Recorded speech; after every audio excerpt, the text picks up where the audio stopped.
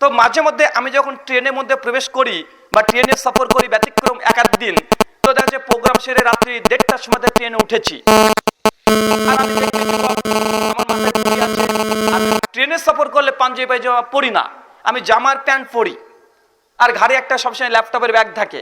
তো রাত্রি যখন 1:30-2টার দিকে আমি ট্রেনে উঠি, সেই সময় দেখি যে অনেক অমুসলিম ভাই আজকে ওঠে আমাকে দেখে, বাবা কে উঠে এসলো গাড়ির মধ্যে, কেন? তারা আমাকে দেখে ভয় পাচ্ছে, দেখছে মুখে দাড়ি, মাথায় টুপি, আর কাঁধে আছে একটা ব্যাগ, মনে করছে যে ব্যাগের মধ্যে মানে বোমা আছে, কখন ট্রেনটা উড়িয়ে দেয়। তারা ভয় পায়। এটা অধিকাংশ জায়গায় আপনারা যদি যান আপনারা বুঝতে পারবেন। আপনার বাংলাদেশের প্রেক্ষাপট কি জানি না, তবে আমাদের ওখানে মানুষ যখন দেখে যে রাত্রিবেলা একটা যুবক মুখে দাঁড়িয়ে আছে, মাথায় টুপি আছে, এমনি ভয় পেয়ে যায়। কেন? ভাবছে এই মনে আতঙ্কবাদী, এ সন্ত্রাসী, কখন ট্রেনটাকে কামড়া শুধু উড়িয়ে দিয়ে চলে যায়। আর আমরা কি জানেন, আমিও সেই সময় ওদেরকে দেখে আমরা মুসলিমরা ওই অমুসলিম ভাইদেরকে দেখে আমরাও ভয় পাই। কেন জানেন? কারণ আমরা ভাবছি যে আমার মুখে দাঁড়িয়ে আছে, মাথায় টুপি আছে, আর এই কামড়ার মধ্যে রাত্রি 2টার দিকে উঠেছি, সবাই আমার দিকে হাঁ করে তাকিয়ে আছে। আমরা মনে মনে ভাবি এই লোকগুলো মনে আমাকে সন্ত্রাসী মনে করছে, কিন্তু আমি তো সন্ত্রাসী না। যদি তারা একটা ঘন্টা বাজে যদি কোনো পুলিশকে ডেকে যদি ঢুকিয়ে দেয় জেলখানায়, আমি ভয় পাই যে তারা আমাকে সন্ত্রাসী আখ্যা না দিয়ে জেলে না পুরে দেয়, আর তারা ভয় পায় এ লোকটা মনে হয় সন্ত্রাসী, কখন উড়িয়ে দেয়। কেন? কারণ কি? কারণ বর্তমান দাড়ি টুপি এগুলোকে পশ্চিমা মিডিয়াগুলো একদম সন্ত্রাসের লেভেল হিসাবে আখ্যায়িত করেছে। তাই আমরা চলাচল করার সময় আমাদেরকে অনেক সময় হীনমন্যতায় ভুগতে হয়। তো মানুষের মধ্যে এসব ভুল ধারণা দূর করা অবশ্যই আমাদেরই দায়িত্ব। আমরা মুসলিমরাই যদি অমুসলিম ভাইদের ভুল ধারণা দূর না করি, অবশ্যই আমাদেরকে প্রত্যেকটা জায়গায় এমন হীনমন্যতায় ভুগতে হবে। আসুন বোঝার চেষ্টা করি যে আমরা মুসলিম কেন মুসলিম, বাই চান্স না বাই চুজ? কোনটা? আমরা যে বাই চুজ মানে পছন্দ করে আমরা ইসলামকে শ্রেষ্ঠ বলি, এটা নিজের নয় এবং যুক্তির আলোকে আমরা মাত্র 5টা আজকে যুক্তি পেশ করব কোরআন সুন্নাহ এবং অমুসলিমদের দৃষ্টিকোণ থেকে। ইনশাআল্লাহ কোনো ধর্মের আমরা সমালোচনা করব না। কেন? পবিত্র কোরআন এমন কোনো সিদ্ধান্ত দেয় না যে অমুসলিম ধর্মের বা অন্য কোনো ধর্মের সমালোচনা করো, এটা ইসলাম কখনোই বলে না। প্রথম যুক্তি, বা বলুন তো, আমরা মুসলিমরা যখন অপর কোনো মুসলিমের সঙ্গে প্রথম দেখা করি সেই সময় কি বলি আমরা মুসলিমরা? সালামের অর্থ কি ভাই? আপনার উপরে শান্তি বর্ষিত হোক, এটা সালামের অর্থ। একজন হিন্দু ভাই যখন অপর কোনো হিন্দু ভাইয়ের সঙ্গে সাক্ষাৎ করতে যায়, হিন্দু ভাইকে কি বলে সম্বোধন করে? নমস্কার, আদাব। এটা হচ্ছে যখন ভারতবর্ষে মুঘল সাম্রাজ্য ছিল সেই সময় তাদের এটা সম্বোধন, এটা হিন্দু ভাইদের সম্বোধন নয়। হিন্দু ভাইদের মূল সম্বোধন হচ্ছে নমস্তে, এটা সংস্কৃত, আর এটা বাংলাতে নমস্কার। ভাই নমস্তে বা নমস্কার এর বাংলা অর্থ জানেন? নমস্তে নামাহ মানে নত হওয়া, নিচু করে দেওয়া, নামিয়ে দেওয়া।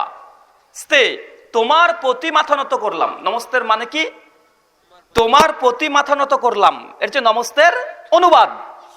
আসুন আমরা বোঝার চেষ্টা করি যে ইসলাম বলেছে সালাম তথা আসসালামু আলাইকুম, আপনার প্রতি শান্তি বর্ষিত হোক। হিন্দু ভাইরা বলে নমস্তে বা নমস্কার। একটা ছোট্ট 7 বছরের ছেলে তার বাবাকে বলছে সকালবেলা ঘুম থেকে ওঠে, বাবা নমস্কার, বাবা তোমার কাছে মাথা নত করলাম।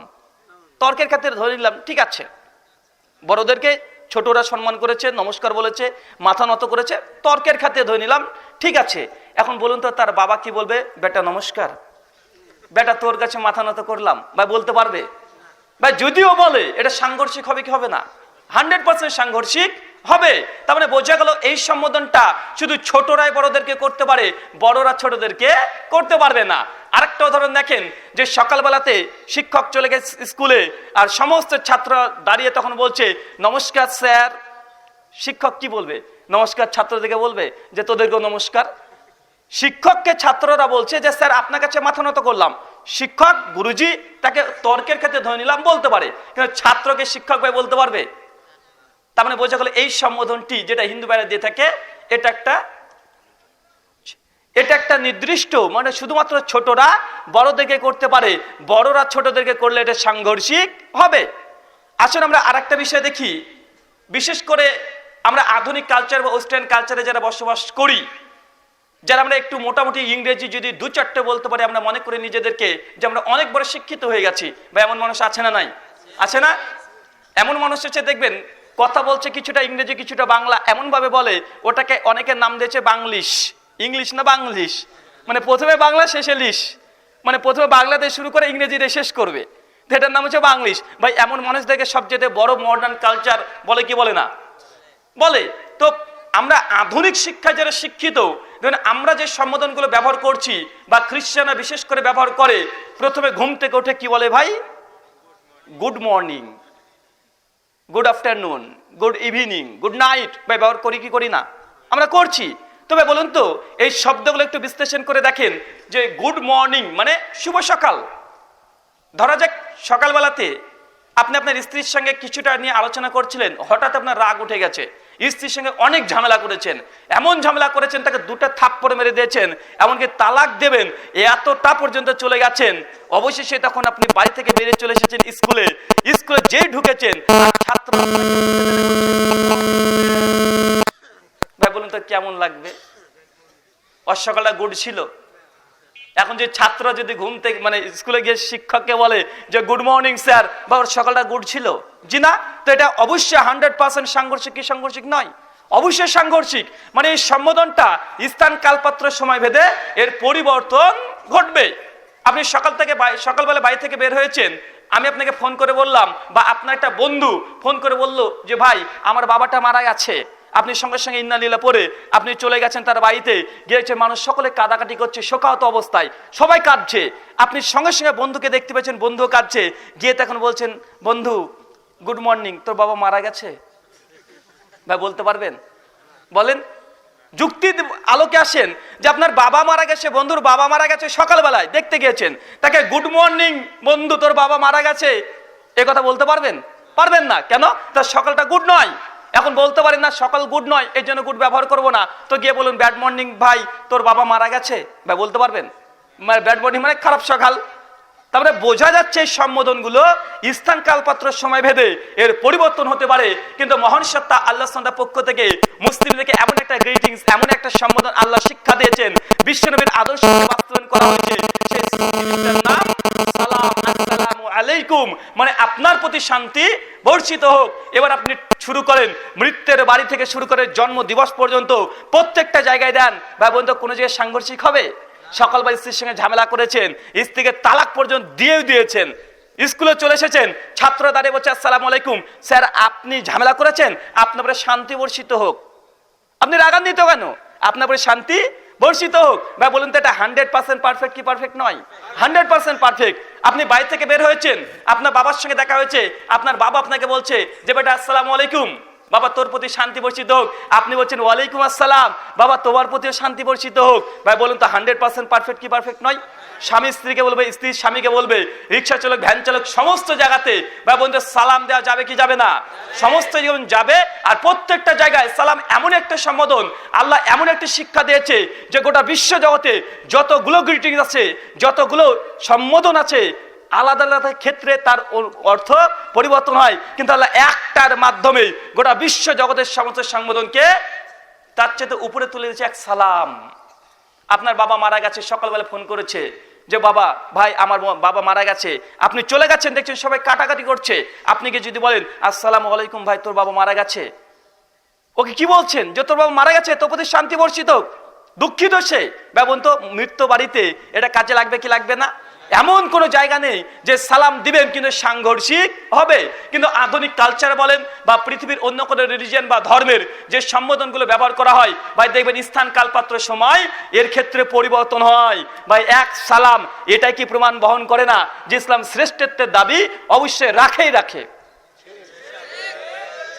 আসুন আমরা বোঝার চেষ্টা করি, আমাদের আলেমী সমাজে বা মুসলিম সমাজে কিছু ব্যক্তি আছে যারা সালামটাকে নিয়েও কিছু কিছু সময় অনেক কিছু কথা বলে থাকে। যেমন ভাই যখন খেতে বসেছেন তখন সালাম দিবেন না, খাওয়ার সময় নাকি সালাম দিতে হয় না।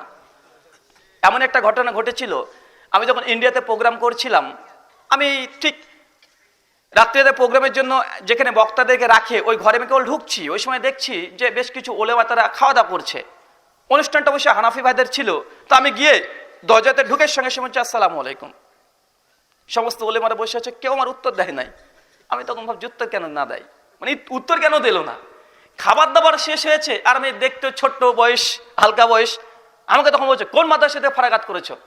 আমি বলছি হুজুর কি সমস্যা? বলছে আমরা খাচ্ছিলাম তুমি সালাম দিলে। আমি তখন বলছি হুজুর খাওয়ার সময় সালাম দিলে সমস্যা কি? বলছে জানো না খাওয়ার সময় সালাম দিতে হয় না? আমি তখন বলছি যে হুজুর এই কথা কোথায় লেখা আছে?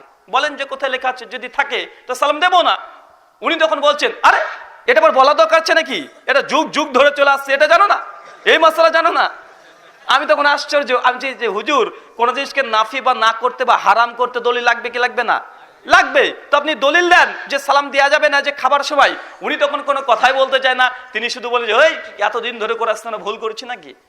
আমি তখন বলছি হুজুর আসলে আপনি খাচ্ছিলেন দেখলাম ইলিশ মাছ, মাছ দিয়ে ভাত খাচ্ছিলেন, মাংস ছিল, অনেক কিছু খাচ্ছেন। তো আমি এসে বলছি আসসালামু আলাইকুম রহমতুল্লাহ, মানে হুজুর আপনার মধ্যে শান্তি বর্ষিত হোক, রহমত বর্ষিত হোক। মানে ইলিশ মাছ দিয়ে ভাত খাচ্ছেন, এই ইলিশ মাছের কাঁটা যেন গলায় না বাঁধে, এই জন্য দোয়া করেছি। এটা আমার অপরাধ। আপনি যে খাবারটা খাচ্ছেন এই খাবারটা যেন বরকত হয়, তার জন্য বরকতের দোয়া করেছি। তো আপনি বলছেন যে এটা বলা যাবে না, ঠিক আছে। এরপরে কোনদিন যদি আপনার সঙ্গে দেখা হয় তো আমি বলবো আপনার পরে গজব নাজিল হোক, খুশি তো? উনি তখন বলছে তুমি খুব বড্ড উল্টাপাল্টা কথা বলছো। তো ওই সময় একজন ব্যক্তি এসে বলছে যে রুহুল আমিন ভাই আপনি চলে এসেছেন। উনি আবার তাকাচ্ছেন, বলছে ইনি আমাদের প্রধান বক্তা। আরে সর্বনাশ, আর কোনো কথা নাই।